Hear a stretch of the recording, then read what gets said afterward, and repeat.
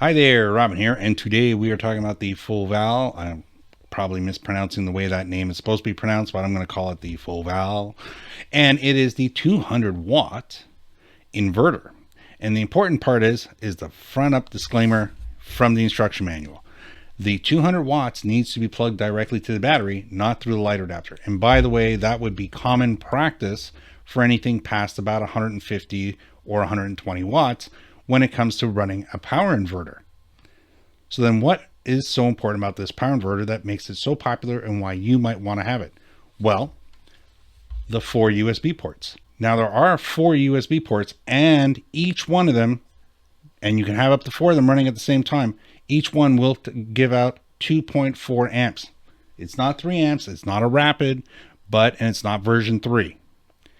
So that means you're not going to get the quickest, most rapid charge possible off your phones or tablets, but it does mean you can have 4 devices charging simultaneously with no stress on the system. Now they also include 2 AC adapters.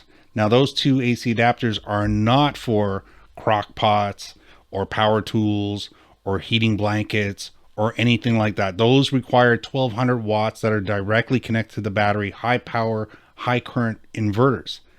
This inverter, very popular because most of us just want to do small things with it. So you want to run a portable DVD player, or you want to charge your phone, or you want to charge your tablet, things that you just don't have enough USB ports for.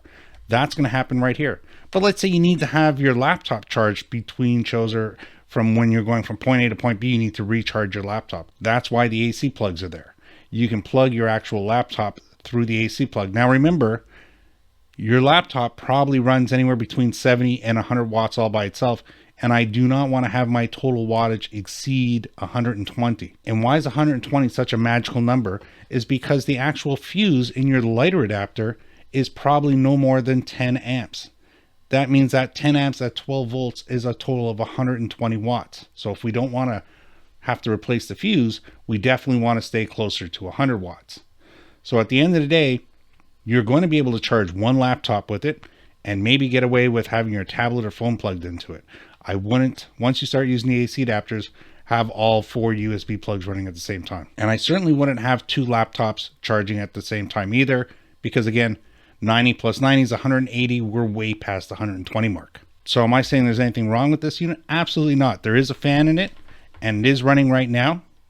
And as long as it's clean, it's going to stay this way. Talking about plugging it in, I have it plugged into an actual 9 amp power inverter, which actually takes AC and turns it into DC. This is so we can try little 12 volt accessories out. So the important thing with this unit here, when you plug it in, don't plug anything into it until you actually have it plugged in,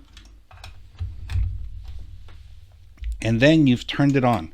You want to see that red light go blue. You want solid blue. You don't want to have any flashing lights. You don't want to have red or anything like that.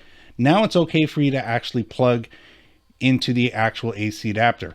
And if your intention is to use the USB adapters, again, make sure it's turned on, make sure that light is blue, and then plug things in. So we know it works because, so now I've plugged in one of my wireless pucks and I put my phone up against it. Of course it works. I'm not concerned about that. Why? Because I did everything in the right sequence. Plugged it in, turned it on, made sure I had a blue light, then I actually plugged in my accessories. If this is your intent to just leave things plugged in like that and just plug it into your phone when you need it, just make sure it's turned on and the light is blue before you actually plug it into your phone or into your laptop. So again, nothing that's going to consume 300 watts or more. No hair dryers, nothing that's big power consumption. It's not intended for that. There are bigger ones. I mean, way bigger ones that get hardwired right to the actual battery. That's the kind of thing, if you need to run power tools, heating blankets, again, crock pots. I'm just looking at what, people were talking about having issues with. That's what you want to plug those sort of things into, is those big 1200 watt power inverters that plug directly to battery. For 90% of everybody out there, this is going to do the job. And for another 10% of people out there, just got to make sure you're not plugging too many things in at the same time. Remember the magic number. Yeah, I'm asking you to check. That's important. You got to know how many amps that your fuse can take. It's in the owner manual for the car. But if you don't want to worry about it, think 10 is the magic line. For most people, that'll be just fine. So that's 120 watts total.